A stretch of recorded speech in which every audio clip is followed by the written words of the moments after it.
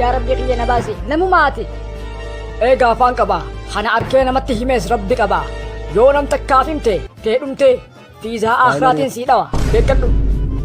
Duuba an gara waa qabachuun beekugaa garaan na bokokaa akkamiin taha duuba ani wanniin qabachuu danda'u yoo jiraate lulluu qofa. Laal garaan si bokokaami maaliif hin fanaddaane gaafa dubbiin tun si harkaa baate gaafa kanaan si direetiin torban dachis si galcha du'uu ni feeta. Lakki du'uun fadhu khayru wa khayraati khayriin karaan labbaa hin dubbadhu. Amma daddafii fuula kiyya duraa badi afaan kee immoo niiraa lamarra kaayi. Maaliif niira lamarra kaayaa miti ammumaan galee afaan kiyya hodha ulii akka dhagooleettiin harkaan namaan dubbadha iccitiin ta'e hin baatu na amani nageetti.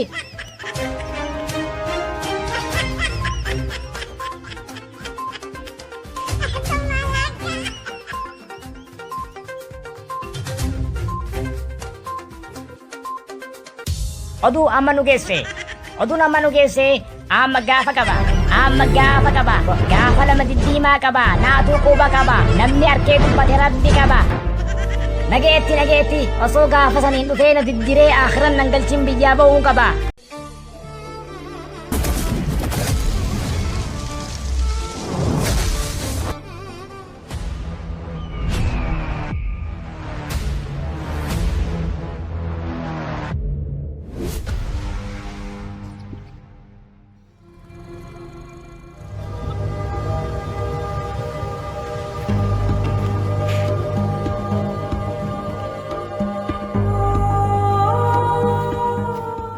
Amma gaafa qaba gaafa akka merkeenni.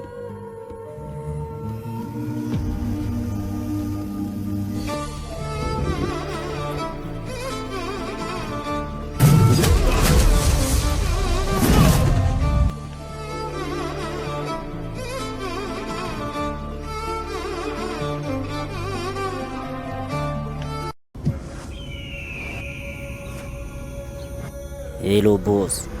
Mucaa amma gaafa qabajee siyaasa waa ture san qabnee jira ni ajjeesna moo akkam goone murteedhumaa nutti hima.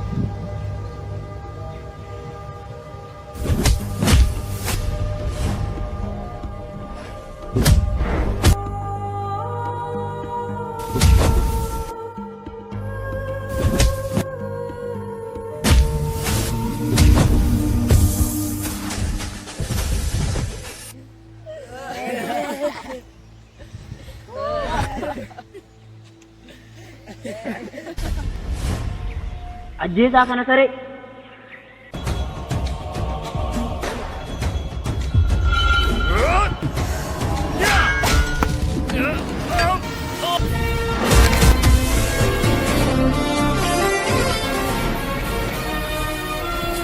Arrellee barullee amma gaafa qaba.